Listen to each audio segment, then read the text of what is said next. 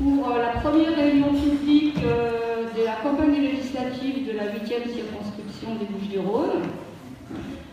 Je me présente, Agnès Weiss, je suis chargée de mission sur Salon-de-Provence depuis octobre 2015 et j'ai eu le plaisir d'être choisie comme suppléante d'Antoine Bodino. Je vais vous laisser la parole à Stéphane Ravier, notre sénateur-maire, qui nous a fait le plaisir et le grand honneur d'être présent ce soir.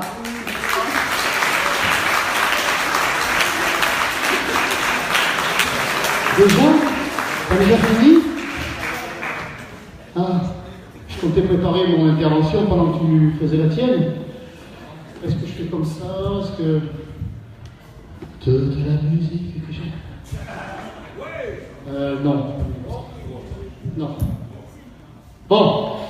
Bien, mesdames et messieurs, mes chers amis. Alors, c'est quand c'est un petit peu... on ne fait toujours pas partie du système, mais en tout cas... désormais, nous avons bon nombre d'élus. Alors, mesdames et messieurs les conseillers régionaux, conseillers municipaux, sans doute, peut-être que je n'oublie personne. Un remerciement déjà. Un remerciement, bien sûr, pour son invitation à notre ami Antoine Bodino. Merci d'avoir pris le risque de m'inviter. Et merci à nos amis... du DPS qui assure la sécurité de notre réunion. Je vous rappelle de façon tout à fait bénévole. Merci à vous, cher ami Daniel, et à votre équipe. Bien, eh bien écoutez, nous sommes le combien aujourd'hui? Parce que j'avoue que je ne vois plus passer les jours, le 15, le 16, 15, 16, 15 ou 16 16. Mai, 16 mai, déjà. Il y a quelques mois, nous entamions cette campagne des élections présidentielles en nous disant que, ma foi, on avait encore le temps, c'était dans 6 mois, dans 5 mois, dans 4 mois, et désormais elle est derrière nous, avec les résultats que l'on connaît. Alors je vous le dis tout net, mais je suis certain que vous ferez écho à ce que je vais vous dire. Au lendemain de cette élection et au soir des résultats, je suis quant à moi fier de notre candidate, Marine Le Pen, pour ce qu'elle a réalisé tant au soir du premier que du deuxième tour, dans des conditions extrêmement difficiles.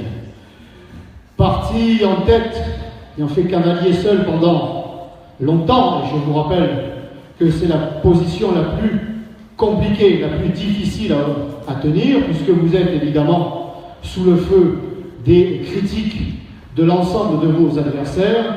Et quand je dis les adversaires, vous les connaissez, c'est-à-dire tout le monde. Tout le monde. Le système médiatique, politique, bancaire, associatif, enfin tous ceux qui, depuis toujours, se nourrissent du système et ne veulent absolument pas en changer. Eh bien, elle aura, par conséquent, tout subi. Les attaques politiques, à la limite, ça peut encore se comprendre, bien que les coups bas aient été nombreux. L'instrumentalisation de la justice, avec ses pseudo-affaires qu'elle aurait souhaité régler 1 an avant la présidentielle et que tout cela lui a été refusé. La nébuleuse associative, médiatique, on l'a dit, et sans oublier bien sûr le showbiz et le monde dit culturel autoproclamé, le sport, à tel point que j'ai mis l'idée, le souhait de saisir la commission des comptes de campagne pour que les salaires de certains journalistes et les cachets de certains sportifs qui ne font plus beaucoup de sport d'ailleurs, mais qui ont pris leur retraite sous d'autres cieux et sur d'autres continents, comme beaucoup d'acteurs en mal de films ou de pièces de théâtre et de chanteurs en mal de public, tous se sont fendus de déclarations pro-Macron et ont porté haut l'étendard de ce candidat. Donc j'ai émis le souhait que leur salaire ou leur cachet soit inclus dans les comptes de campagne de M. Macron, tellement ces gens-là se sont conduits en militants et en porte-parole de M. Macron. Alors cela risque de faire exploser le plafond de dépenses de ce candidat, mais on sait très bien qu'en ce qui le concerne, eh bien, c'est trop fort. Ouais, je peux le faire sans micro. Ouais. Sans micro, non? Ouais. Sans micro. Donc, j'en étais où? Oui, donc vous avez pu observer au cours de la campagne que lorsqu'il s'est agi de son patrimoine, de ses revenus estimés à 3 millions d'euros, la moitié avait fondu. Il a fait savoir qu'il avait investi dans la rénovation de son domicile. 1,5 million d'euros qui auraient comme ça été consacrés à la rénovation de sa maison.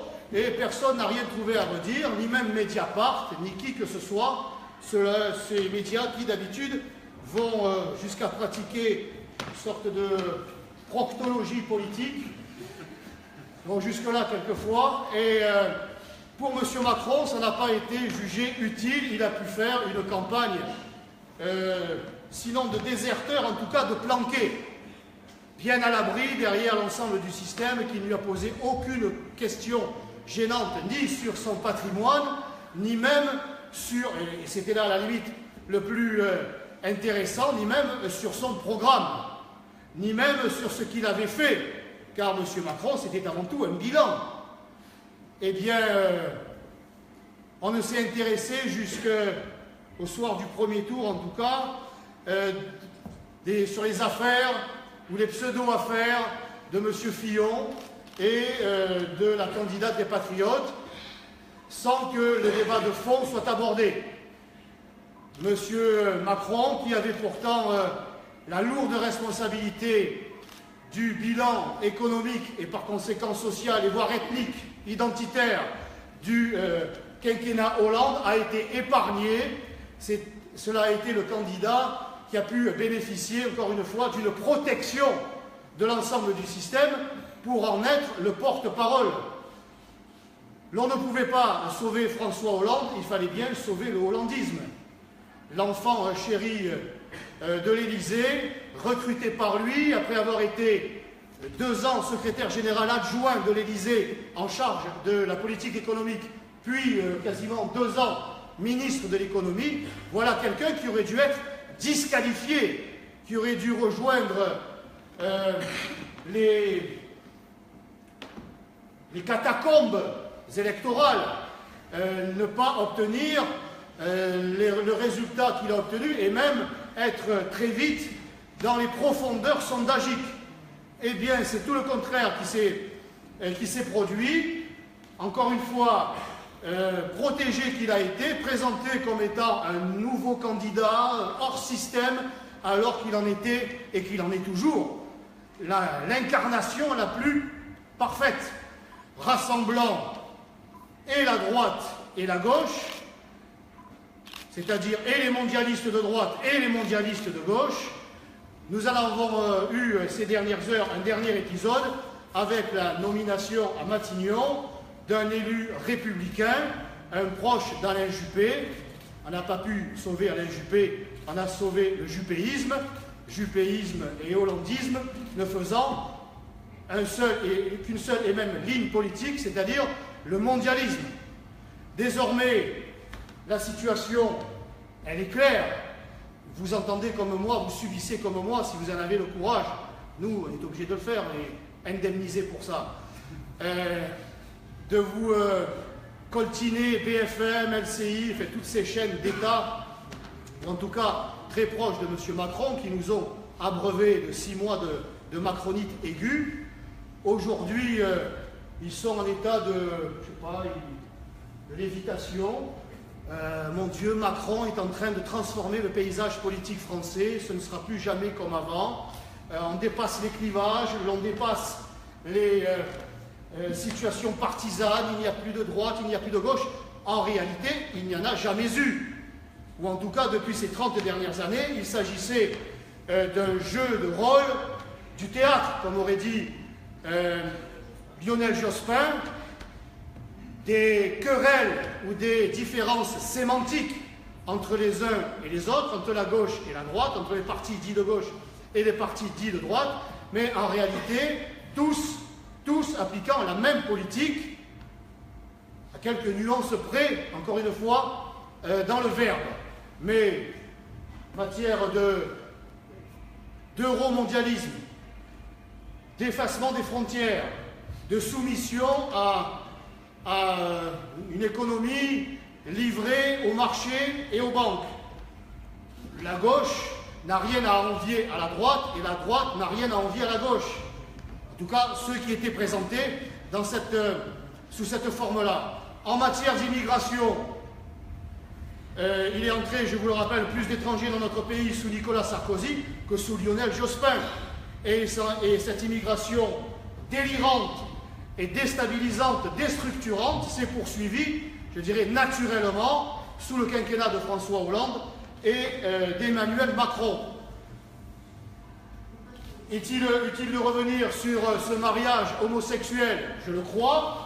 Mariage homosexuel, hein, on dit mariage pour tous, parce que c'est le politiquement correct qui le veut, mais c'est le mariage homosexuel. Notre Premier ministre, notre nouveau Premier ministre républicain l'a rappelé, il ne s'y est pas opposé. Et les Républicains, à l'époque, ont été assez discrets sur ce sujet. Seul le Front National et Marine Le Pen avaient fait savoir que lorsqu'ils seraient au pouvoir, il faudra encore attendre quelques années, eh bien, nous abrogerions la loi. En matière donc de mariage homosexuel, la différence était mince, voire inexistante. En matière de fiscalité, ils ont, je crois, le même bilan, 40 taxes chacun, je crois, ou 40 ou 80, je ne sais plus, il y en a tellement. La dette, elle aussi, a continué d'exploser. Monsieur Macron, à son actif, je ne sais pas si on peut le dire comme ça, ou à son passif, près de 200 milliards d'euros de dette, sous sa responsabilité, comme son prédécesseur. 1 million de chômeurs de plus, comme son prédécesseur. 1 million d'étrangers de plus, comme son prédécesseur, parce qu'ils ont tous pratiqué la même politique. Aujourd'hui, ce qui se passe depuis quelques jours, depuis quelques heures, a le mérite de clarifier la situation.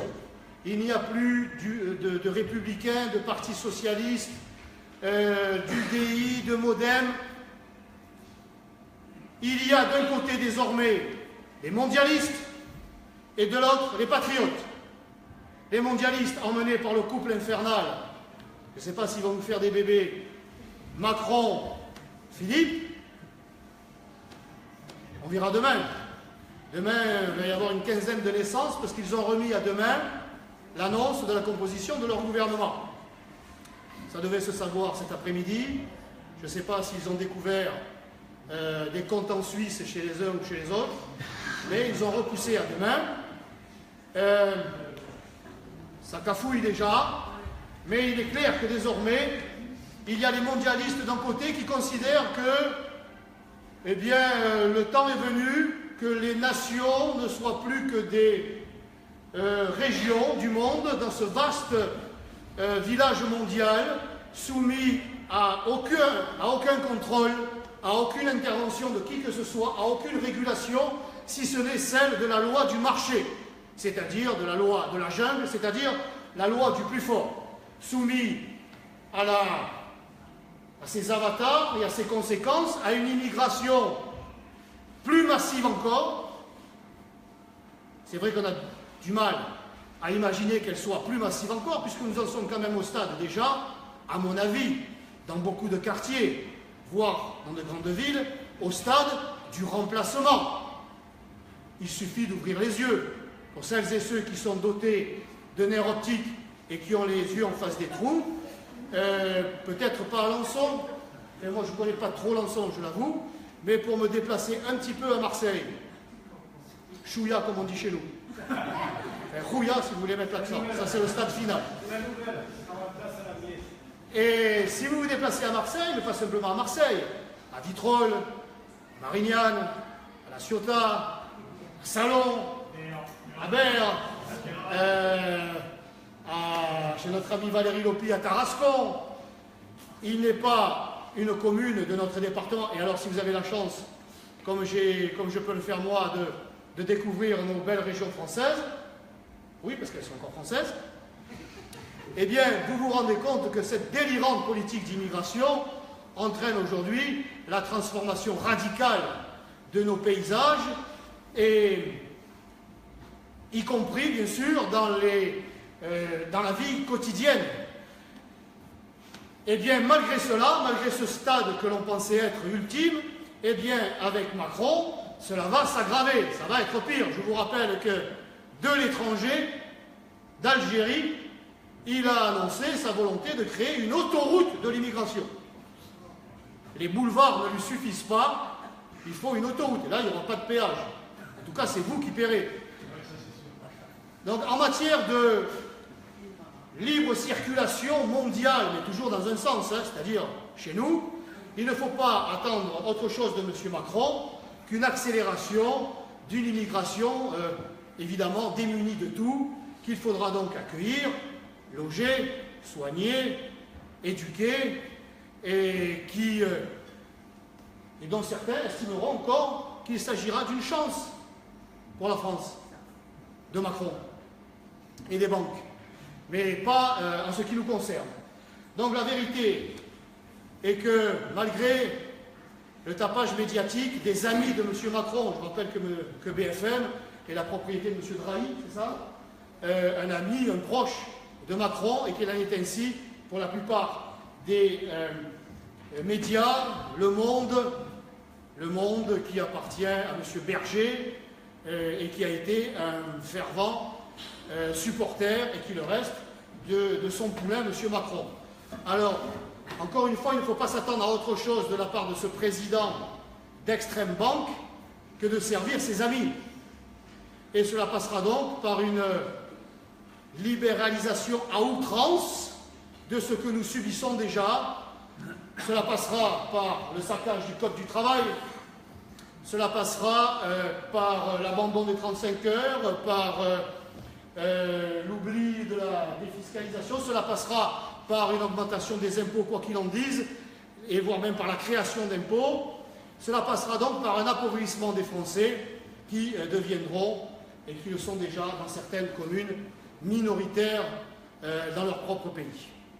Alors, face à cette... c'est pas un scénario catastrophe, hein. Et moi, j'imagine que si vous vous intéressez à la politique, vous avez dû lire le programme et écouter les propositions que M. Macron a fini par exprimer. C'est clair, la France que nous avons connue, j'ai un peu les cheveux blancs, je suis plus vieux que notre ami Antoine, enfin, je n'ai pas encore un âge canonique. La France que j'ai connue et Marseille que j'ai connue il y a une petite trentaine d'années, ceux qui n'étaient pas nés il y a 30 ans et qui sont présents se taisent. C'est pas vieux, 30 ans, c'est pas vieux du tout.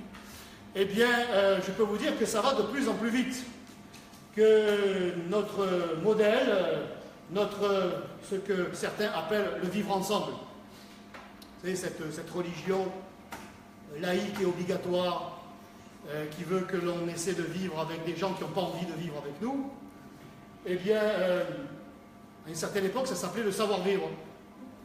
Hein, c'est le savoir-vivre qui faisait qu'on respectait ses voisins, le bien commun, le bien public, le bien privé. Tout ça, eh bien, c'est loin derrière nous. Hein. Et pourtant, ça a existé un jour. Un travail avec un salaire décent, une protection sociale, une possibilité de se soigner dans de bonnes conditions, dans l'un des pays les plus riches du monde. Tout ça, c'est derrière nous. Et ce n'est pas avec M. Macron que cela va s'arranger, puisqu'il en est, comme je vous l'ai dit, en grande partie à l'origine. Alors, face à ce funeste projet, et au lendemain de ce tapage médiatique qui voudrait faire croire qu'il y a un soutien populaire de grande ampleur. Là aussi, les médias ont été très bien dressés, et il suffit de se rapporter à ce jour de passation de pouvoir où l'on voit le président. C'est vrai que tous les symboles ont été au rendez-vous, on n'a pas à se plaindre. Hein. La musique classique, l'armée, la remontée des Champs-Élysées, la descente des Champs-Élysées en véhicule militaire, il y en avait pour tous les goûts. Les discours d'accueil des réfugiés, il y en avait pour la gauche, il y en avait pour la droite, mais il y en avait pour les bobos de gauche, parce que les réfugiés, c'est bon pour les autres, c'est pas bon pour eux. Il y en avait pour tous les goûts, en tout cas en termes d'affichage et d'image. Mais les Français ne se sont pas laissés tromper, parce que je ne sais pas si vous avez vu les images sur Internet, il n'y avait pas foule sur les Champs-Élysées, il n'y avait pas foule à la mairie de Paris.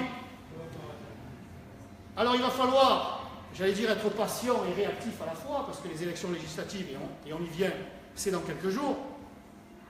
Mais pour celles et ceux qui pourraient être déboussolés par ce matraquage de macronite aigu, violent et obligatoire, tout cela n'a qu'un temps. Sans remonter au calendrier grec, cela me fait penser un peu à la... Mais c'était encore une vraie dynamique, il faut bien le reconnaître. En 2007, lorsque Nicolas Sarkozy a été élu, il y avait une véritable dynamique et une soif de changement, y compris chez nos électeurs, qui s'était portée sur son nom au deuxième tour. Et l'on avait, nous, au Front National, voyant nos militants, nos électeurs un peu dépités, leur avait conseillé de prendre leur mal en patience, de ne pas déserter le terrain, au contraire, mais de l'investir, persuadé que Nicolas Sarkozy allait abandonner tous les engagements qu'il avait formulés pendant la campagne, parce que lui aussi était un candidat du système. Et ça n'a pas traîné. Lui aussi, et lui déjà, avait pris un certain Kouchner dans son gouvernement, un Mitterrand, Ramayad. Bon, mais M. Macron nous fait la même chose avec l'autre partie de l'orchestre, la partie gauche. Et dans quelques semaines, dans quelques mois, et peut-être j'allais dire c'est déjà fait, il est allé prendre ses ordres chez Mme Merkel, prendre sa feuille de route. Toujours plus de libéralisme, toujours plus de sans-frontiérisme, toujours plus d'immigration massive. Eh bien, il faut donc à la fois prendre son mal en patience, mais aussi agir pour ne pas laisser M. Macron et l'ensemble des mondialistes qui désormais vont de Cambadélis jusqu'à Estrosi, c'est pas exclu. Vous avez vu comme moi qu'une vingtaine d'élus républicains ont signé un appel confirmant la main tendue ou répondant à la main tendue par le président de la République aux élus républicains. Eh bien, parmi ces gens-là, il y a Nathalie Ceausescu-Morizet. Quand il s'agit de trahir son camp, on peut toujours compter sur Nathalie. Elle est toujours disponible, jamais en retard d'un petit coup de poignard entre les omoplates. Enfin, il n'y a que les républicains qui ne sont pas au courant qu'elle est de gauche et qui la gardent, je ne sais pas pourquoi, peut-être pour son regard si doux et si agréable et si avenant. Mais il y a aussi, donc venant d'elle, ça ne nous étonne pas. Mais il y a quand même celui qui se présentait jusqu'à il n'y a pas longtemps, en tout cas, dans notre région Provence-Côte d'Azur, n'est-ce pas, mesdames et messieurs les conseillers régionaux, comme étant le représentant de la droite forte, de la droite de conviction, bon, qui avait été élu avec les voix de gauche, l'inénarrable, l'incontournable, le toujours très sympathique, amusant et rigolo, M. Estrosi, qui a démissionné de son poste de président du Conseil régional, il faut le savoir, pour plusieurs raisons. Pas pour Nice, oui, un peu pour Nice. D'une, c'est parce qu'il ne supporte pas l'institution du Conseil régional. Il trouve ça fortement ennuyeux. Et deux, il ne supporte pas Marseille. Il déteste la ville de Marseille. Je dis ça, c'est parce qu'on me l'a confié il y a 2 heures. J'avais promis de rien dire, mais je ne sais pas garder un secret. Ne me confie rien.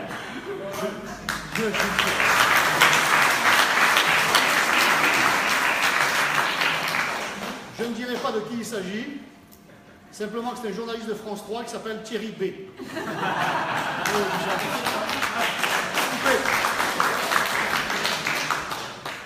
Mais c'est vrai, on le sent qu'il n'aime pas Marseille. Il n'aime pas Marseille, il n'aime pas le Conseil régional, c'était juste un tremplin pour essayer, via Sarkozy au début, puis Fillon ensuite, puis Juppé ensuite, puis Fillon encore, et puis Macron, maintenant Macron, essayer d'obtenir un ministère. Alors il n'est pas exclu qu'il en obtienne un, même s'il va devenir un jeune papa, et que ça risque de lui prendre du temps. Je l'imagine mal donner le biberon toutes les 2 heures, surtout que lui, il lui faut des médias toutes les 2 heures. On risque d'avoir des photos d'Estrosi en train de donner le biberon. Donc Estrosi, qui a d'autres comme...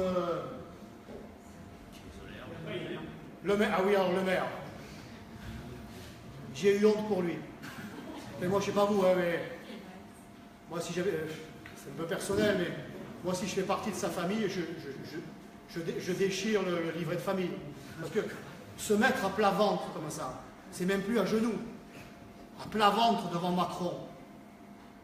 Prends-moi au gouvernement, à supplier les larmes aux yeux pour avoir un poste. C'est-à-dire renier ses engagements, trahir ses électeurs comme il l'a fait pour obtenir un poste, c'est indécent. C'est indécent. Ce sont des animaux, il faut le savoir, ce sont des animaux à sang-froid. Ça ne rougit pas, ces bêtes-là. Ça reste de marbre. S'ils peuvent dire tout et leur contraire, comme l'a fait Macron d'ailleurs pendant 3 mois de campagne, tout et son contraire dans la même phrase, ils ne bronchent pas. Ils ont été formés pour ça. Ça s'appelle l'ENA, ça s'appelle HEC. C'est fait pour ça. C'est pour apprendre à ne pas rougir quand on rencontre tout et son contraire. Vous voyez, ça marche, on arrive à obtenir l'Élysée. Bon, et bien, face à cette classe politique nationale et locale qui a décidé d'officialiser la nouvelle organisation politique, le nouveau clivage mondialiste contre patriotes qui, eux, considèrent que la nation a un avenir, et je dirais même que l'avenir, c'est la nation, que les nations doivent coopérer plutôt que d'être diluées, que les nations sont la nation le meilleur garant de la sécurité, physique, économique et sociale et identitaire, que c'est le modèle le plus performant pour l'avenir de notre peuple et de nos enfants. Eh bien, face à nous, il y a des personnes, des mondialistes, qui pensent exactement le contraire, malgré le bilan de cette vision, de cette ligne qui est pourtant accablant partout où il s'est abattu. Alors, pour contrer la politique que M. Macron va essayer de mettre en place au lendemain des élections législatives, s'il obtient la majorité, parce que parti comme c'est parti, avec les castings qui sont réalisés au dernier moment, on annonce des candidats et ces candidats disent « Non, mais moi je ne suis pas candidat ». On les annonce là, finalement ils sont ailleurs. On les annonce nouveaux, mais finalement ils ont 30 ans de vie politique derrière, ils ont été chefs de cabinet, directeurs de cabinet. Mais bon, ça part un peu dans tous les sens. C'est bien d'être en marche, mais il faut être en marche sur une ligne et en avant. Il ne faut pas essayer d'aller de partout et surtout pas en arrière. C'est malheureusement la ligne que M. Macron a, ou le chemin que M. Macron a pris, mais nous, ça ne nous étonne pas. Nous le savions. Il faut le faire comprendre à nos compatriotes, aux électeurs, à ces 10 600 000 Français qui se sont portés sur la candidature de Marine Le Pen au second tour des élections présidentielles. Il faut leur faire savoir que les 11 et 18 juin, il s'agit du 3e tour, que l'élection présidentielle n'est pas terminée.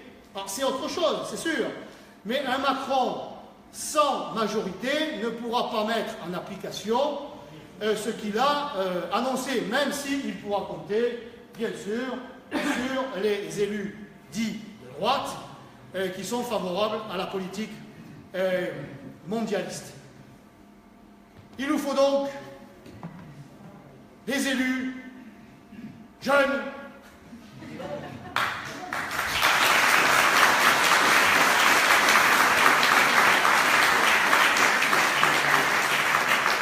beaux,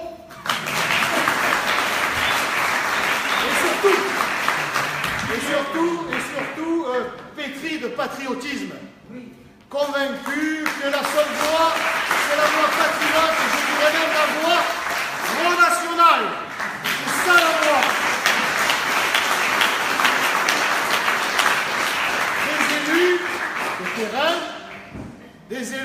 qui connaissent le territoire, aidés en cela par leur suppléante qui a aussi toutes les qualités, notre amie Agnès. Et dans cette 8e circonscription des Bouches-du-Rhône, dont notre ami Antoine va enfin vous parler, nous avons un historique électoral assez intéressant et une réalité électorale intéressante. J'ai vu tout à l'heure, où est-il, on dit disque dur aujourd'hui, on disait témoin à l'époque, un témoin de la grande époque ou d'une certaine époque du Front National, n'est-ce pas, monsieur Rabault? Il y en a deux là-bas, deux fidèles qui ont traversé bien des tempêtes sur ce territoire. Eh bien, ils sont encore là parce que les anciens rejoignent les nouveaux rejoignent les anciens, avec pour seul intérêt la défense de la France et des Français d'abord.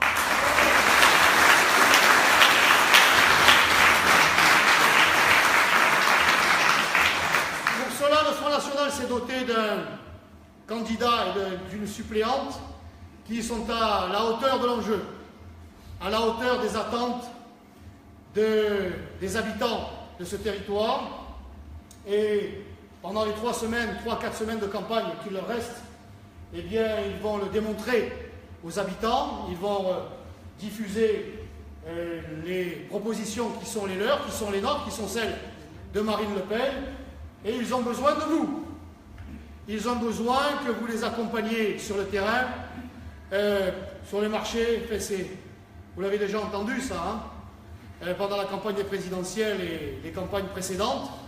Eh bien, ils ont besoin que les boîtes aux lettres soient garnies, que les habitants de cette circonscription soient rencontrés, avec lesquels il faut dialoguer, il faut convaincre les abstentionnistes, qui seront sans doute trop nombreux.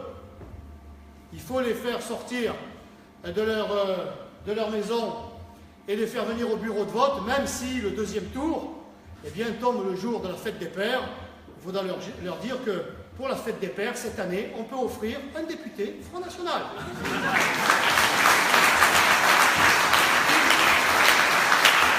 Alors accompagnez-les sur le terrain. Et le terrain, c'est aussi, et c'est, je dirais même surtout, et je l'ai déjà, je le répète, je prêche aussi pour ma paroisse, parce que je suis candidat aussi, mais les bureaux de vote. Les bureaux de vote, c'est le lieu le plus dangereux de la campagne pour la démocratie. C'est le lieu où se produit toutes sortes de traditions, et surtout la tradition de la fraude. Ancestrale. Et dans notre territoire, peut-être plus qu'ailleurs, encore que, pour certains qui l'ont déjà entendu de ma bouche et qui l'ont peut-être déjà entendu en étant devant leur écran de télé, il y a, au lendemain de la primaire de gauche, alors que des observateurs sur le plateau de l'émission C'est dans l'air, eh bien, discuter, dialoguer sur les résultats de cette élection, qui avait vu 1 200 000 Français se déplacer pour cette consultation, et un quart d'heure après, c'était 1 700 000. C'est-à-dire, les chiffres étaient passés par la rue Solferino, par le siège du Parti Socialiste, et un des observateurs de rappeler cette tradition qu'a la gauche, c'est-à-dire la tradition de la fraude. Ce n'est pas Stéphane Ravier qui l'a dit, ni Marine Le Pen, ni notre ami Antoine, c'est un observateur de la vie politique, et aucun autre observateur ne l'a contredit, ni même l'animatrice, mais quand même, non, vous exagérez, non. C'est un fait, manifestement. C'est acquis. Hein, dans notre Provence, nous avons toutes sortes de traditions, les crèches, et nous avons aussi la tradition de la fraude de la gauche aux élections. On pourrait le dire sur le ton de la plaisanterie, comme je le fais un peu, mais c'est une réalité. Ils essaieront d'utiliser tous les moyens pour sauver leurs fesses électorales. Alors je vous demande de vous mobiliser pour préserver, protéger les voix que vous aurez chèrement acquises pendant la campagne, et des voix qui doivent permettre à Antoine de rejoindre l'Assemblée nationale. 18 ou 19h ils ferment les bureaux ici? 19h. 19h, c'est rien du tout, 19h il fait encore jour quand on sort. Et puis alors, si on gagne, même si on ne gagne pas, Antoine paiera l'apéro. Et non, ça, vraiment, pour celles et ceux qui n'ont pas le temps de venir distribuer des tracts, coller des affiches, mais qui souhaitent accorder quelques heures à la campagne, c'est dans les bureaux de vote qu'il faut être pour surveiller le scrutin. Ça s'appelle comme ça, surveiller le scrutin, c'est pas pour rien. Alors mobilisez-vous, mobilisez vos amis, la famille, tous ceux qui sont en âge d'être dans les bureaux de vote pour participer pleinement et jusqu'au bout à cette campagne, car Marine compte, alors je ne sais pas si elle sera candidate, elle ne l'a pas encore annoncé, mais qu'elle le soit ou pas, il nous faut un groupe d'élus à l'Assemblée nationale, c'est 15 élus. Quand vous avez 15 élus, eh bien ça forme un groupe ça veut dire du temps de parole à l'Assemblée nationale, temps de parole dans les médias, c'est obligatoire. Disons-le franchement, un financement public plutôt conséquent. Alors on ne va pas faire le marchand de tapis, mais c'est important aussi. Donc il faut convaincre vraiment tous ceux qui sont autour de vous d'aller voter, c'est très important. Chaque voix compte pour faire fonctionner le mouvement et pour faire fonctionner la démocratie, pour permettre donc au Front National d'avoir un groupe, de s'opposer à cette politique mortifère et pour qu'enfin la nation reprenne sa place en politique, c'est-à-dire la première.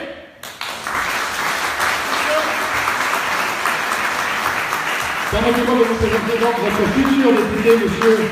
Antoine Beaulieu.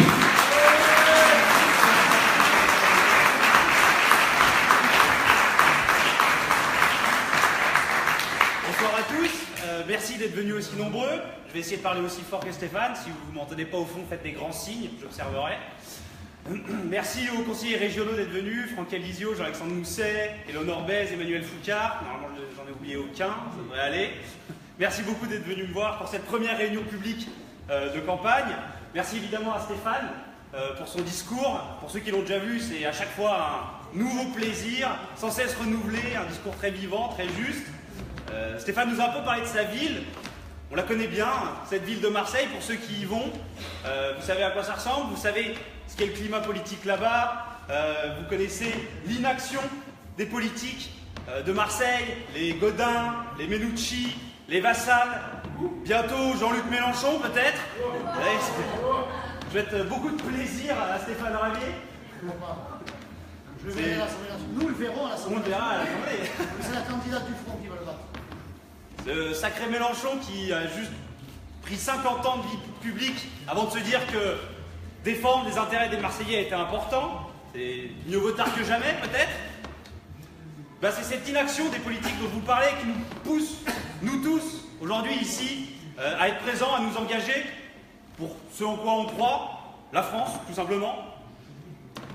Parce que l'inaction, ça a mené au grand rien, au grand néant, à l'immobilisme généralisé, au fait que rien ne change jamais.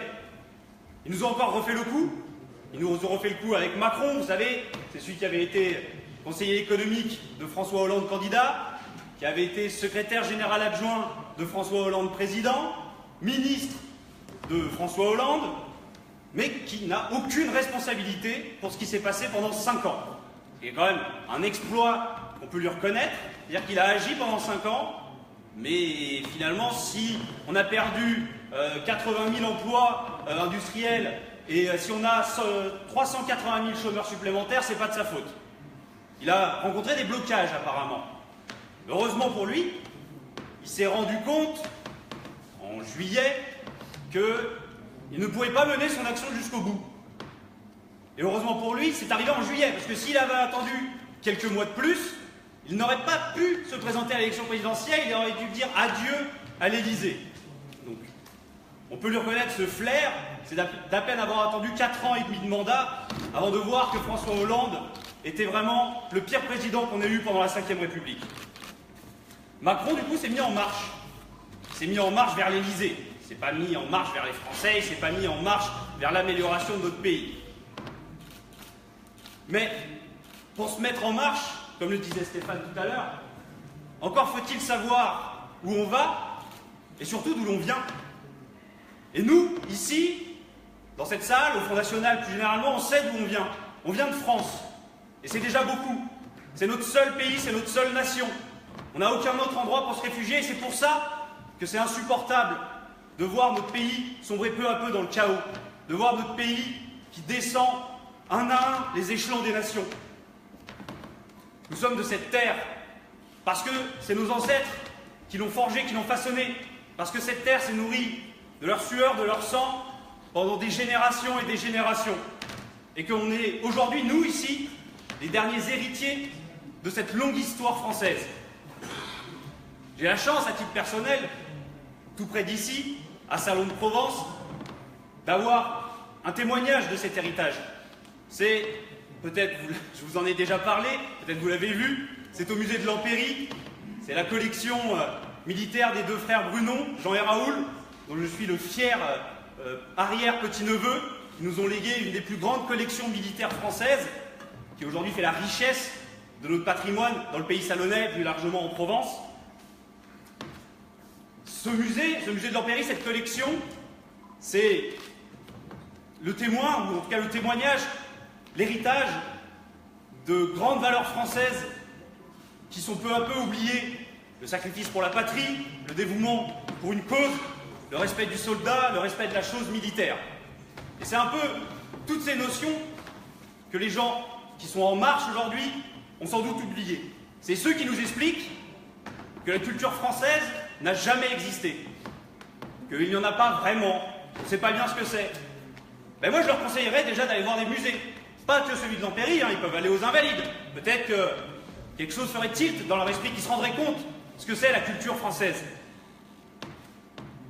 Et on sait bien ce que c'est cette gauche, nous ici, dans cette circonscription, parce qu'en 2012, on a eu un député élu qui s'appelait Olivier Ferrand, paix à son âme. Olivier Ferrand était le président du think tank socialiste tristement célèbre Terra Nova. Je ne sais pas si vous situez Terra Nova. Terra Nova, c'est donc cette espèce de grande machine à créer des idées. Et leur grande idée à eux en 2012, pour faire élire François Hollande, c'était de dire à la gauche, on oublie le peuple français, le petit peuple français qui vit dans les zones périurbaines, qui vit dans les campagnes, parce qu'il ne nous supporte plus. Nous, la gauche socialiste, la gauche de François Hollande, c'est entre guillemets, hein, c'est pas moi, hein, j'espère que c'est clair pour tout le monde. Cette gauche socialiste-là, elle ne va s'occuper plus que des immigrés ou que des minorités.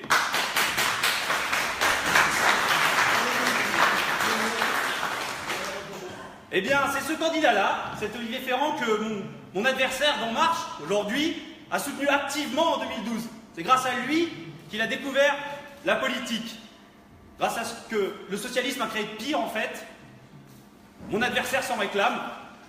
Et après, ils vont encore essayer de nous faire croire que En Marche, Emmanuel Macron, n'ont rien à voir avec le socialisme, avec cette pensée de gauche qui a ruiné notre pays pendant 5 ans. J'imagine que, soir du premier tour peut-être, comme chez toi peut-être, ça arrivera aussi, Stéphane, ils vont s'entendre, droite et gauche, parce qu'il en reste LR et Emmanuel Macron, les candidats d'Emmanuel Macron vont s'entendre, faire un grand barrage au Front National. Ils vont surtout essayer de sauver leur place en fait, plus ça qu'autre chose, que même eux n'y croient pas. Mais ce grand barrage, il ne tient plus partout, et particulièrement ici, chez nous, dans les Bouches-du-Rhône. Il a presque cédé au régional de 2015 avec Marion Maréchal Le Pen. Il a fallu vraiment que tout le monde s'y mette pour que ça tienne encore. Mais là, les fuites sont trop grosses. Ce barrage, nous, on va le faire exploser. Et c'est pas Madame Dalbin, que d'ailleurs peut-être tu connais, parce que Madame Dalbin, la candidate des Républicains sur notre circonscription, vient de Marseille. Bon, ensuite, elle était devenue apparemment indésirable à Marseille. Donc, elle s'est fait parachuter à Vitrolles, où elle a essayé d'avoir l'investiture des Républicains, et puis, je ne sais pas pourquoi ça a encore raté, du coup, elle s'est retrouvée chez nous. Enfin, je ne sais pas pourquoi, j'ai quand même une petite idée sur la question. Il y a eu Nicolas Isnard, le maire de Salon d'un côté, Martine Vassal, la présidente du conseil départemental, qui ont tout fait pour la placer là. Nicolas Isnard, lui, il était très content d'avoir Sandra Dalbin pour être candidate, parce que comme ça évitait que d'autres maires de notre circonscription ne deviennent des députés et ne lui fassent de l'ombre. Je pense par exemple au maire de Rognac, M. Lerudelier. Je pense au maire de la Barbin, M. Amalric. Tous ces gens-là qui, l'été dernier, étaient vent debout contre le parachutage de Madame d'Albin. La Marseillaise, comme ils l'appelaient. Aujourd'hui, rassurez-vous, ils se sont tous couchés. Ils sont tous très contents. Ils font tous une très bonne campagne pour elle. Le maire de la Barbin est même devenu son suppléant. Faut plus s'étonner de rien. Faut plus s'étonner de rien. Mais bon, toutes ces petits arrangements. Hein? Le maire de la Barbin, suppléant de la candidate d'En Marche. Je suis désolé d'annoncer des mauvaises nouvelles en pleine réunion publique. Non, parce que je connais un peu le maire de la Barbin. Ils n'ont pas de rate, hein. Ils n'ont pas de rate, hein. Excuse-moi, non, parce que je... Non, mais je t'en prie, c'est ta réunion publique aussi. Là, j'ai des retours de nos conversations. Mais bon, non, mais j'irai. Incroyable. Et donc, M. Isnard, Mme Vassal sont passés par là, et ils ont fait quelque chose qu'on connaît très bien, nous, ici, dans les Bouches-du-Rhône. C'est de dire à tous ces maires qui s'étaient un peu révoltés, gentiment, ils leur ont dit « Tais-toi, obéis, et tu auras l'argent. » C'est tout simple, c'est quelque chose qu'on connaît très bien dans les Bouches-du-Rhône, et c'est aussi pour ça que nous, on est là, c'est pour mettre fin à ce système, mettre fin à un système de copinage, de petits arrangements entre amis.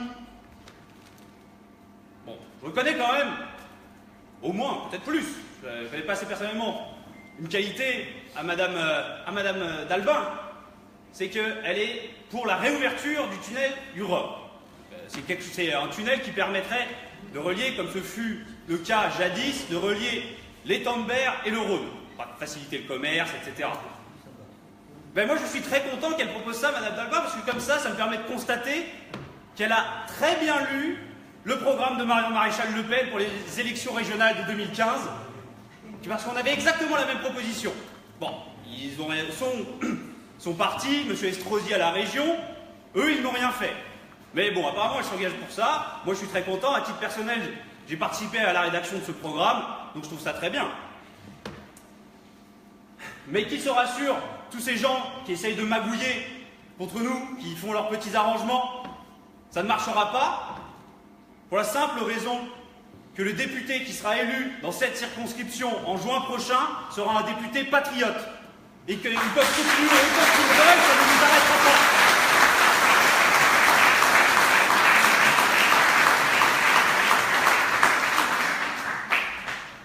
Être un patriote, c'est quoi? Être un patriote, c'est être de ceux, je vous l'ai dit, qui ont de la mémoire, être de ceux qui se souviennent notamment que la colonisation n'était pas un crime contre l'humanité, contrairement à ce qu'a pu dire notre président pendant la campagne, qui a insulté des dizaines de milliers de personnes depuis l'Algérie, qui a insulté leur mémoire, qui a insulté leur mort. Tout ça pour avoir des voix.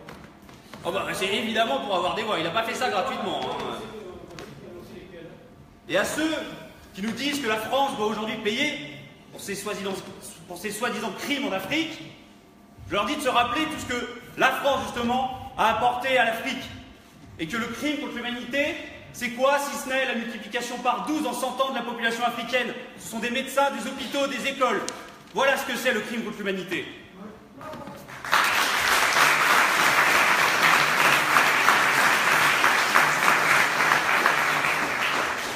Être patriote, c'est aussi penser qu'on ne peut bien vivre, qu'on ne peut avoir qu'une bonne vie qu'avec les siens, en vivant selon ses traditions sur la terre de ses ancêtres, avec ses enfants. Et c'est aussi pour cela qu'on s'oppose à l'immigration massive. Parce que s'arracher à sa terre pour venir chercher ici, chez nous, un Eldorado qui d'ailleurs n'existe pas, ce n'est pas une vie. Ce n'est pas ça un futur désirable. Et surtout, il faut aussi préciser que l'immigration est un drame pour ceux qui migrent justement, et c'est un drame pour l'Europe et pour l'Afrique. Il y a aujourd'hui plus de médecins béninois en France qu'au Bénin. Est-ce que vous ne croyez pas que le Bénin aurait aussi besoin de ces médecins? Peut-être plus qu'ici, peut-être que nous pourrions avoir plus de médecins pour qu'enfin ils puissent s'engager auprès des leurs. Nous avons le tort, certains diront le tort, moi je dirais la chance, l'honneur de vouloir vivre chez nous, selon nos traditions, selon notre identité, notre histoire. Par exemple, on veut aussi faire, ou en tout cas, au minimum préserver ou faire vivre notre langue régionale, que Frédéric Mistral a fait revivre au XIXe siècle, que lui et les Faits libres étaient des éveilleurs de peuple, ces gens qui nous rappellent nos instincts profonds, qui nous rappellent notre longue mémoire, et que ce même Mistral disait lui-même que les arbres qui ont les racines les plus profondes sont ceux qui montent le plus haut. Et nous sommes montés très haut, nous sommes montés extrêmement haut. Et aujourd'hui, on ne fait que redescendre. Et à cause de décisions catastrophiques, à cause de choix chaotiques, la France redescend peu à peu les échelons des nations. Tous ces gens-là, les Faits libres, les Mistral, tous ceux qui sont venus après, eux étaient des éveilleurs de peuple. Nous sommes les ultimes protecteurs de notre peuple. Car qui d'autre sinon nous? Qui d'autre sinon nous pour s'opposer à l'immigration massive? Qui d'autre sinon nous pour protéger la France du terrorisme islamiste? Qui d'autre sinon nous pour protéger nos industries, nos emplois, les emplois des Français, les familles françaises? On a un grand défi devant nous. Et je ne crois pas que ce soit ceux qui organisent des stages de déradicalisation. Je ne sais pas si vous savez en quoi ça consiste, les stages de déradicalisation pour les islamistes. C'est pas moi qui le dis, c'est le journal Libération, qui a priori n'est pas totalement favorable à nos idées. Le journal Libération vous explique que pour déradicaliser des islamistes, eh bien on leur fait caresser des hamsters. On leur fait faire des gâteaux d'anniversaire les uns pour les autres. C'est très sympa, caresser un pauvre rongeur qui n'a rien demandé, quand en même temps il y a des caves pleines de calages prêtes à servir pour nous assassiner. Et c'est à cause de ce genre de programme subventionné à hauteur de centaines de milliers d'euros par les Macron, les Valls, les Hollande et tous les autres, qu'on ne nous respecte plus. Qui peut respecter un pays qui se défend de cette manière-là? On ne nous respecte pas non plus, parce que la France est incapable de protéger ses emplois, est incapable de protéger son industrie. Hollande, Cazeneuve, Raffarin, tous les autres, beaucoup d'autres en tout cas, eux préfèrent s'occuper des migrants, plutôt que des nôtres qui sont au chômage, plutôt que de ceux qui n'arrivent pas à vivre de leur métier, ces travailleurs pauvres qui vivent à l'année dans leur voiture. Ils ne veulent pas s'occuper de ceux qui sont dans la spirale du chômage, qui n'arrivent jamais à en sortir. Et évidemment aussi les retraités. Les retraités d'ailleurs que le directeur du programme de Macron, ce directeur du programme a déclaré: vous allez devoir faire des sacrifices. Vous allez devoir payer. Vous allez devoir payer parce qu'on accueille des migrants, parce qu'on n'est pas capable d'avoir une économie qui fonctionne, parce que nos industries délocalisent, parce que l'usine Whirlpool n'est plus assez rentable, on la met en Pologne pour vendre ses produits de retour en France. Pour toutes ces raisons, on ne nous respecte plus. Et c'est pour ça qu'il faut changer de voie. Il existe une autre voie. On connaît bien ici le problème de la désindustrialisation autour de Berre-l'Étang, ou autour de l'étang de Berre en tout cas, avec un chômage de masse. Si ces industries avaient été protégées, on aurait pu sauver nos emplois. Mais, comme nous sommes dans l'Union européenne, il nous est interdit de protéger nos emplois. On est les seuls au monde qui n'en avons pas le droit. Tous les autres le font. On ne le fait pas parce que nos dirigeants n'ont pas le courage d'aller taper sur la table, d'aller à Bruxelles et de dire que maintenant, nous sommes la France, nous sommes la 5e puissance économique mondiale, nous sommes membres fondateurs de l'Union européenne, alors maintenant vos décisions européennes, on va les prendre et on va les faire en sorte qu'elles soient toujours favorables aux Français, jamais à leur détriment.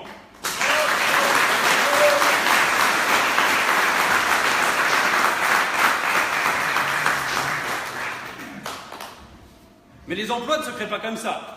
D'ailleurs, on n'est pas des socialistes. On ne crée pas des emplois aidés, qui n'ont aucun sens, qui ne servent à rien, qui ne créent pas de richesse, qui répondent qu'à un besoin politique et pas à un besoin économique.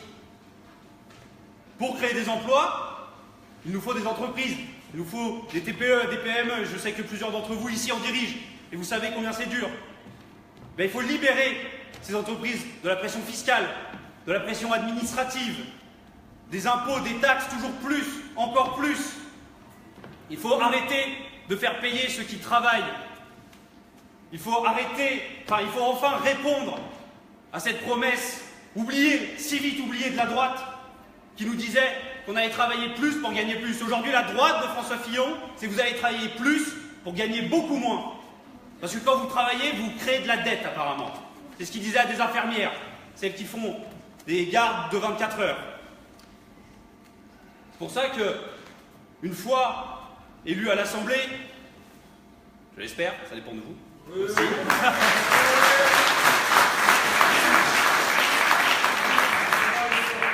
Il faut, dès la prochaine loi de finances, proposer d'à nouveau défiscaliser les heures supplémentaires.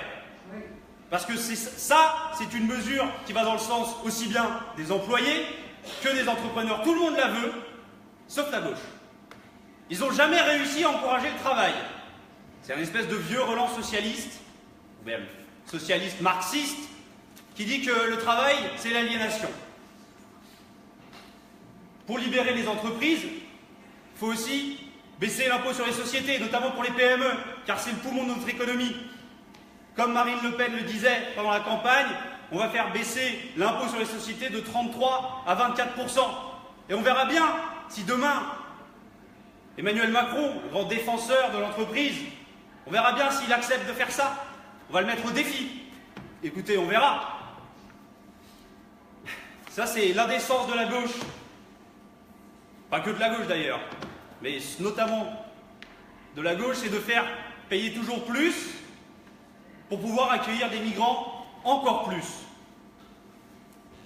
Libérer le travail, c'est aussi revenir sur cette réforme malmenée, mal faite, mal conçue, précipitée de Nicolas Sarkozy, qui est celle du RSI.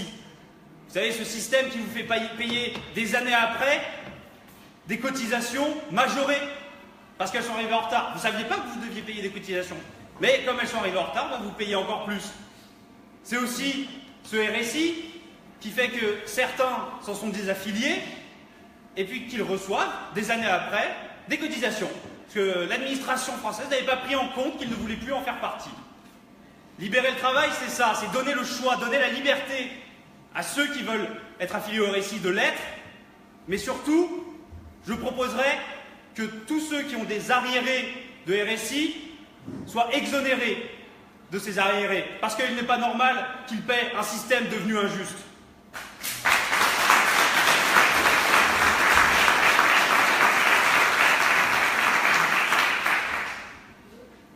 Baisser les taxes sur les entreprises, c'est évidemment important. Mais encore faut-il que les Français puissent consommer. C'est pour ça que je pense qu'on va s'engager à l'Assemblée pour refuser toute hausse de la TVA pour les Français. Car c'est un impôt important, mais c'est peut-être le plus injuste des impôts. Il va falloir aussi baisser l'impôt sur le revenu. Encore une fois, si vous travaillez, vous devez encore plus payer. On va baisser l'impôt sur le revenu, on va proposer de le baisser de 10% pour les 3 premières tranches. Et comment on va financer tout ça? On va faire une révolution. Mais calmez-vous, ça sera dans le calme, ça s'appellera la révolution protectionniste. C'est-à-dire qu'on va taxer à 3% tous les produits d'importation qui ne respecteront pas la concurrence internationale. Et on taxera encore plus, comme Whirlpool, ceux qui partent à l'étranger pour vendre moins cher leurs produits en France, tout en mettant des centaines de familles dans la misère, tout en mettant des centaines de familles au chômage, en leur faisant perdre toute perspective d'avenir, pour tous ces gens qui vont rester au chômage peut-être pendant des années, voire qui n'en retrouveront jamais, parce qu'ils n'ont pas de perspective devant eux. Et si Bruxelles le refuse, croyez-moi qu'on mettra la pression à l'Assemblée nationale pour que Édouard Philippe, qui apparemment est notre Premier ministre, pour combien de temps on ne sait pas, peut-être que ça va durer qu'un mois, mais on s'occupera du prochain de la même manière, pour que Édouard Philippe aille voir Jean-Claude Juncker, le grand patron de l'Europe, et qu'il lui dise « Maintenant, désolé Jean-Claude, on va essayer de défendre les intérêts des Français. C'est sans doute quelque chose qui vous est jamais arrivé, mais nous, les Français, c'est notre priorité. C'est même notre seul combat presque, de faire en sorte qu'ils soient toujours favorisés parce qu'on fait partie de la même communauté nationale. Favoriser les Français, ça passe par un principe tout simple, que pareil, la plupart des pays du monde appliquent, sauf nous. Je ne sais pas si on est trop bête ou si on n'est pas assez courageux. La priorité nationale, c'est de dire qu'à compétence et à expérience égale, un emploi ira à un Français plutôt qu'à un étranger. C'est de dire que tant que tous les Français ne peuvent pas recevoir suffisamment d'allocations pour bien vivre, on ne donnera plus d'allocations aux étrangers. On les réservera en priorité pour les nôtres, pour les Français, parce que c'est normal, c'est la hiérarchie.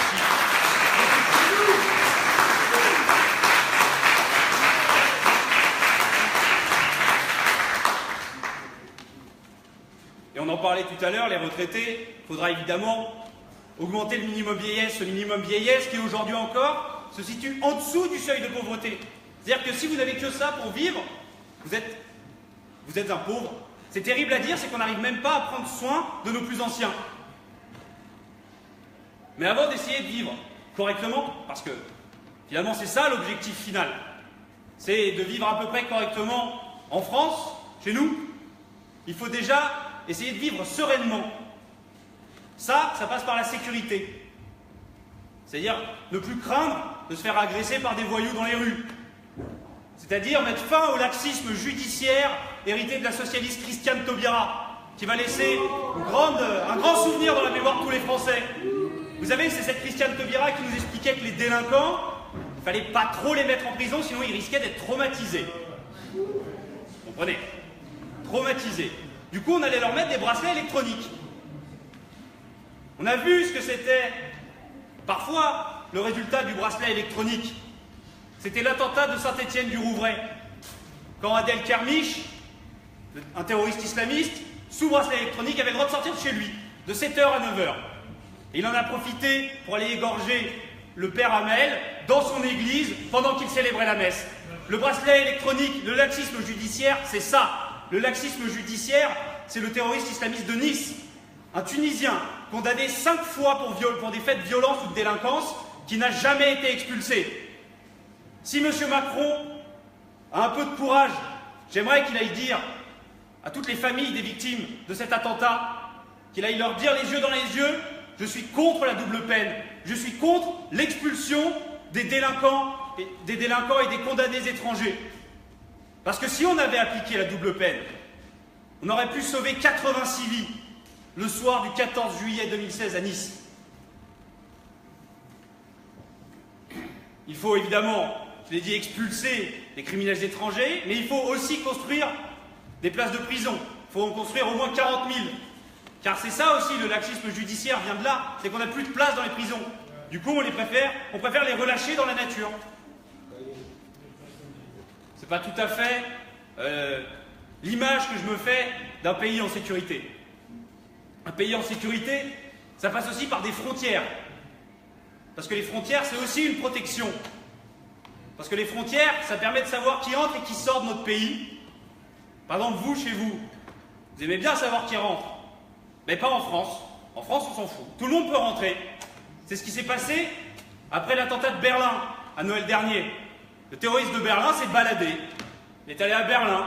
Enfin, il était à Berlin. De Berlin, il est allé à Lyon. Il est passé par Chambéry. Puis après, il a fait un petit voyage en Italie avant de se faire interpeller. Heureusement que ce terroriste n'a commis aucun autre crime sur son chemin.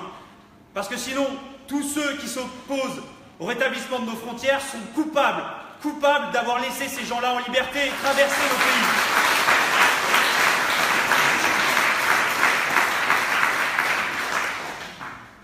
Et je parle même pas des terroristes du 13 novembre, dont plusieurs sont passés par les flux de migrants. Ces flux de migrants, on le sait, sont utilisés par les terroristes pour venir chez nous. Pour reprendre une comparaison, une métaphore bien connue, les flux de migrants, c'est comme une boîte de chocolat. On ne sait jamais sur quoi on va tomber. Mais comme il y a peut-être un chocolat empoisonné dans le tas, moi je n'en veux pas. Je ne prends pas le risque. Excusez-moi de préserver la vie des miens.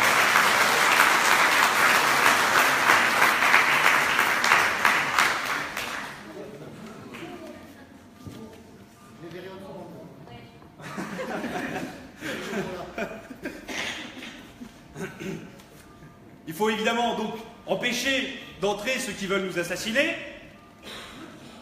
C'est peut-être un peu bête en le disant, mais ça va mieux quand même quand on le dit et surtout quand on le fait. Mais il faut aussi mettre hors d'état de nuire tous ceux qui, ici, en France, préparent des attentats. Tous les islamistes binationaux, notamment, qui vivent en France, doivent être déchus de leur nationalité et expulsés. Pour la simple raison que je n'ai pas envie de vivre avec des terroristes chez moi, à côté de ma porte.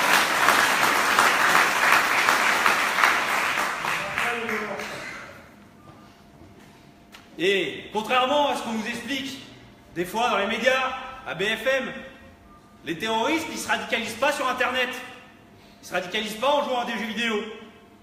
Ils deviennent des islamistes en fréquentant des mosquées islamistes, en fréquentant d'autres islamistes qui sont en lien avec ceux qui restent, parce qu'il y en a de moins en moins, ceux qui restent en Syrie. Et ici, je vais vous parler d'un sujet très local, qui est la mosquée de Salon de Provence, tenue par M. Rachid Amrouchi. Vous savez, c'est cet imam, vous l'avez peut-être vu, tous les ans, il va faire, tous les ans, il l'a fait en tout cas l'an dernier, il va à la marche pour la paix. Il se fait passer pour un agneau. Eh bien, cet imam-là, il a invité dans sa mosquée M. Hassan Iqiyoussen. Je ne sais pas si vous avez déjà entendu parler. Stéphane a entendu parler, parce que je lui en parle très souvent d'Hassan Iqiyoussen. Hassan Iqiyoussen, c'est un prédicateur de l'UOIF, l'Union des organisations islamiques de France. C'est donc l'organisation des frères musulmans en France. Les frères musulmans, c'est une organisation classée terroriste dans plusieurs pays du monde, notamment dans les pays musulmans. Eh bien, cet Hassan Iqiyoussen, c'est tout simplement un imam qui pense que les apostats de l'islam, c'est-à-dire ceux qui renoncent à la foi musulmane, doivent être assassinés de 12 balles dans la peau. C'est aussi celui qui pense que les attentats en France sont un faux problème. Mais moi, j'ai envie de dire à M. Iqiyoussen que les 86 morts de Nice ne sont pas un faux problème, que les 130 morts du Bataclan ne sont pas non plus un faux problème, que les 2 policiers de Magnanville qui ont été égorgés devant leur enfant ne sont pas un faux problème, mais que le vrai problème, c'est M. Iqiyoussen et qu'il n'a plus rien à faire.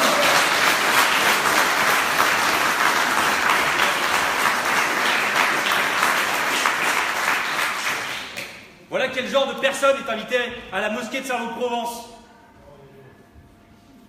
Mais M. Amrouchi n'a pas que des amis étranges. Lui-même, il déclare dans ses prêches que, je le cite, le voile musulman permet aux femmes de ne plus être considérées comme des objets. Fin de citation. C'est-à-dire que vous toutes, mesdames, parce qu'a priori je ne vois pas de voile ici, vous toutes, mesdames, à ses yeux, vous êtes des objets, vous êtes moins qu'un animal de compagnie. Eh bien, c'est ce discours-là que l'imam de Salon de Provence tient dans sa mosquée et qu'après, il ne faut pas s'étonner de voir des jeunes radicalisés qui sortent de ce type de mosquée pour venir nous assassiner.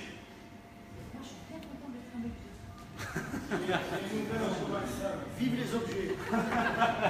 Vive les beaux objets qui sont dans la salle.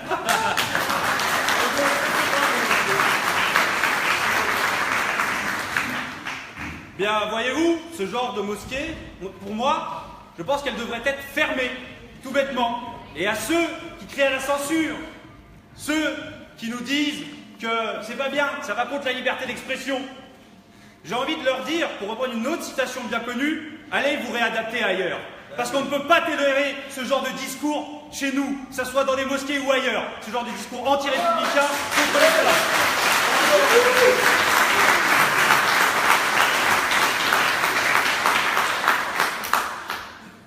Voilà, ce sera ça, tout simplement, ma feuille de route à l'Assemblée nationale. Si je suis élu, encore une fois, je croise les doigts, il va falloir travailler.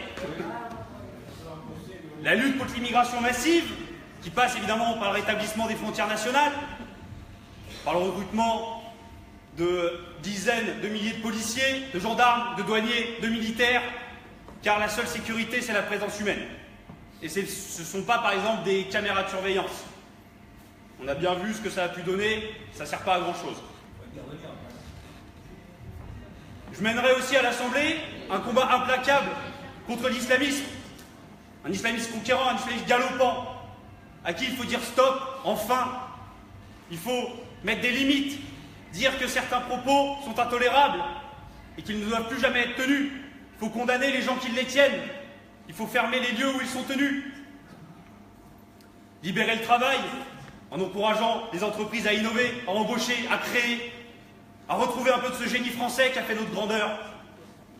Et évidemment, donner la priorité aux Français pour l'emploi, pour le logement, pour les allocations, entre autres.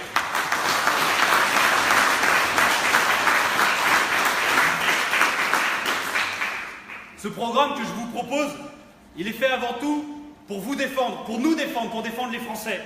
Ce n'est pas le programme d'un parti, ce n'est pas le programme d'un mouvement. C'est un programme pour et par les Français. Mais par peur du politiquement correct, par peur des médias de gauche, tous les dirigeants politiques qui sont succédés depuis des décennies ont baissé pavillon, ont préféré se coucher. Ensemble, nous, ici, on a le pouvoir de changer les choses. C'est pour ça que comme le disait Stéphane tout à l'heure, j'ai besoin de vous, on a besoin de vous, Agnès et moi avons besoin de vous pour mener cette campagne et pour remporter la victoire. Quelles que soient vos disponibilités, vos possibilités, vous pouvez participer avec nous. Je sais que certains d'entre vous ont pu être un peu découragés, ont pu prendre un coup derrière la tête. Mais la grande bataille n'est pas terminée et on la mène encore ici, jusqu'au 18 juin et encore après, car il n'y a pas d'autre chemin que d'aller de défaite en défaite jusqu'à la victoire. Parce que seule la victoire est envisageable si on veut redresser notre pays.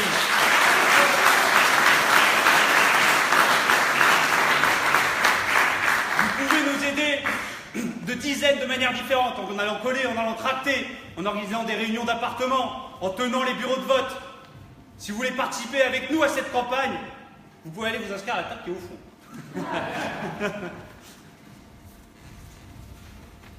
Voilà, je conclurai tout simplement en vous disant que ce soir je vous propose de retrouver un peu de fierté d'être français, de remettre la France en ordre, de retrouver le chemin de l'emploi, de retrouver le chemin de la croissance. Je vous propose une France qui n'a plus honte d'elle-même, qui est prête à relever la tête, qui va assumer de bout en bout son héritage, son histoire, ses héros, ses Jeanne d'Arc, ses Destienne d'Or, j'en ai plus en tête, c'est Vercingétorix. Il y a trop de héros pour tous s'en rappeler exactement. Tous ceux-là ont su, à un moment donné, relever la tête et défendre pour faire survivre notre pays qui faisait face à un danger mortel. Et nous, on a une immense responsabilité face à l'histoire. Ou bien on voit notre pays sombrer petit à petit, ou bien on se met en campagne. On se met en campagne pour qu'il retrouve enfin sa grandeur, pour que nous puissions léguer un pays sain à nos enfants, pour que nous puissions être fiers de ce qu'on a fait, pour que plus tard, d'autres ne puissent pas dire « ça a été la génération des feignants », la génération de ceux qui n'ont pas pensé à l'après. Bien nous ne sommes pas cette génération. Cette génération-là, c'est elle qui nous a mis dans la situation qu'on connaît. C'est la génération de mai 68. Et celle-là, nous, on peut la mettre au placard.